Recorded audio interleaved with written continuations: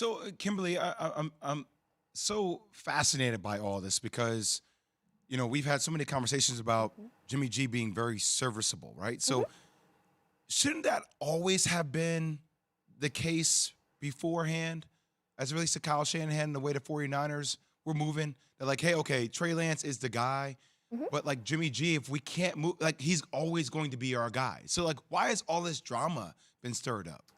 So here's the thing internally with the 49ers, that's the thing. There is no drama with them Exactly. because they have been, unlike a lot of organizations, John Lynch and Kyle Shanahan have been very direct and they've been very transparent. Once they drafted Trey Lance, they made it clear like this is our future. We do love Jimmy. Jimmy, we respect him. We want to see him in a good situation. This is business. So just Trey Lance being here tells you what the future was for Jimmy, right? That was no secret. The question of trade partners and when a trade happens, that's a little different. Uh, because Jimmy, even though you look at his win-loss record and how he's gone to the playoffs and all that, gone to a Super Bowl, the question about was that really Jimmy? Did Jimmy take the 49ers to the Super Bowl, or was that really their defense and their offense and Kyle Shanahan? Was Jimmy along for the ride? Like, those are the questions. Is he a bridge guy? Is he a guy that can win you a Super Bowl? So when teams are looking at young quarterbacks right now, there's a movement of young, very good quarterbacks. It's not just good enough to have a bridge guy. That's why say what you want about Deshaun Watson off the field, but there's a reason the Browns had a chance to trade for Jimmy G. But they're looking at talent and said Deshaun is actually a lot better than Jimmy G. Like, that's the thing when you have those, he's good, but is he great? That's when a lot of teams are saying, you know what, I might go for a younger kid. Yeah, it does appear, other than Nick Foles, who had an incredible run. Yeah. Yeah. It does appear it's not like it was where you can kind of have a good enough quarterback. You It need a isn't. guy who Nope. can really put you over the top. On the other hand, Kimberly, I'm very surprised that that's actually the mentality about Jimmy G along these lines. If it's Shanahan in the defense, then they should be able to identify a backup quarterback good enough to not stink. But without Jimmy G, they haven't been okay. They've been the worst team in football just about. And with Jimmy G, they haven't been okay. They've been the best team in football just about. It's almost not hyperbolic to say that. They go from worst to best with this guy, and yet they think it has nothing to do with him? Well, I don't think they look at Jimmy G like they know that they can win games with him, right? But once you have an opportunity, everybody thought, oh, this team is going to take Mac Jones in the draft, except this team was thinking about what's the upside, what's the potential, who has all the skill sets, who can take us to a different place. Like, when you look at what Trey Lance projects out to be versus Jimmy, you understand why they're going to turn the page. But it's not an indictment on Jimmy. It's like, this is business. If we think we have a better shot long term with this younger kid who is cheaper, listen, Jimmy G's contract, that's part of it. The Browns can afford him outright, but just because you can afford somebody doesn't mean you want to pay $24 million a year for a guy. That's also part of this equation, why the 49ers, as much as they would be happy to keep him because they love him, he's a great guy, they have a great relationship internally, they want to move on from the contract as well. That's why we've known he's on the trade block. But that's why you can't really believe what they say, right? Because they're the ones who made it very clear their intention. We have to move on from this guy. It's got to be Trey Lance's team. Can't have Jimmy G's shadow hanging over a young quarterback. And they owe him this money, so obviously other teams are going to wait for them just to cut him so they don't have to give up anything. They don't have to pay the salary. True. Now they turn around and say, no, we'll keep him. How can you believe that when we know what their plan is all along? Well, this is why, as a reporter, it's always lying season in the NFL. I don't believe anybody when they speak, right? You watch actions. You watch what they do. Now, they are fine keeping him because it won't be a distraction. Jimmy is in the building. He's at practice. He's not participating. He's throwing off to the side. In other markets, other teams may not have wanted that. They may have thought, like, oh, that'll be a circus if Jimmy's out here while Trey is on this field with the whole team and Jimmy's by himself.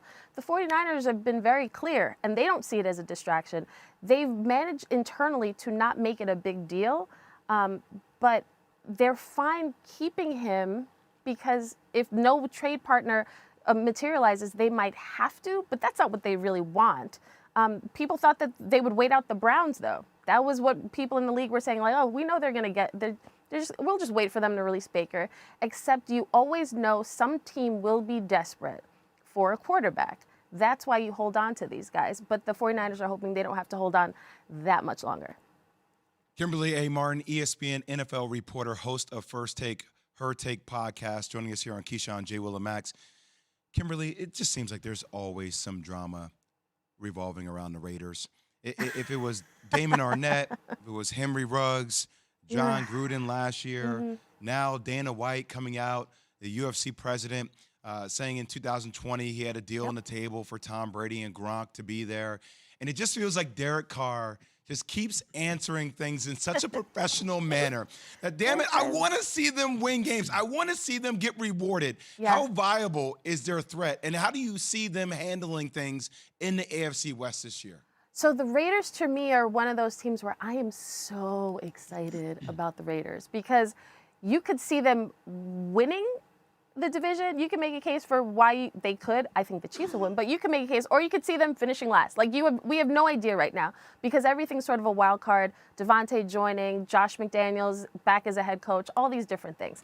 But I was out at Raiders camp a few weeks ago, and I talked to Devontae Adams, and it's so funny because he's heard like, oh, we know the outside noise. Everybody's saying, oh, they teamed up. What are they going to do now? Oh, people are wondering outside, oh, what's Devontae going to be like without Aaron? And I found it funny that he's aware of all the storylines, but he's basically like, I didn't come here not to win games. Like, I believe in Derek Carr.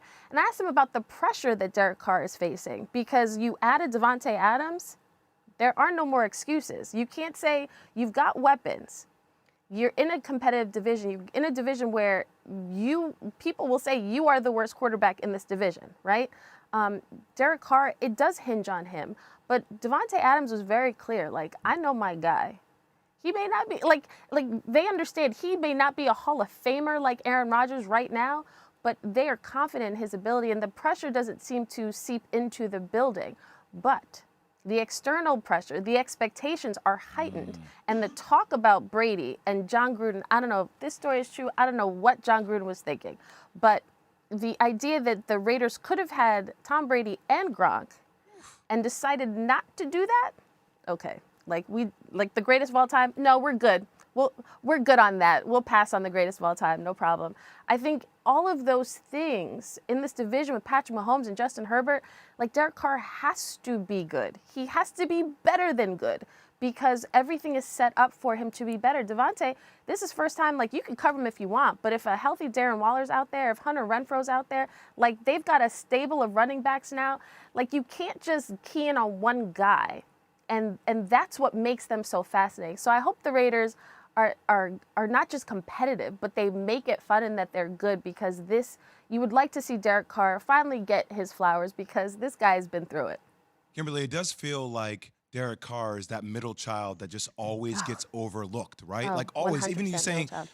Patrick Mahomes, you talk about Russell Wilson, Justin Herbert being a candidate for the MVP. And I get that there's a lot on the line. I can see external pressure, but he has to feel the internal pressure as well. But how about the pressure on Josh McDaniels? I mean, having a failed stint at a coach the first time, essentially going back to Bill Belichick, and now going to the Raiders, having a team that you feel like is built to win now in the toughest division in the NFL with expectations to be great. How is he dealing with everything? Yeah, it's interesting because even in New England, all the talk is about how, they don't have Josh McDaniels. Like, what about Mac Jones? Like, if Josh McDaniels, if this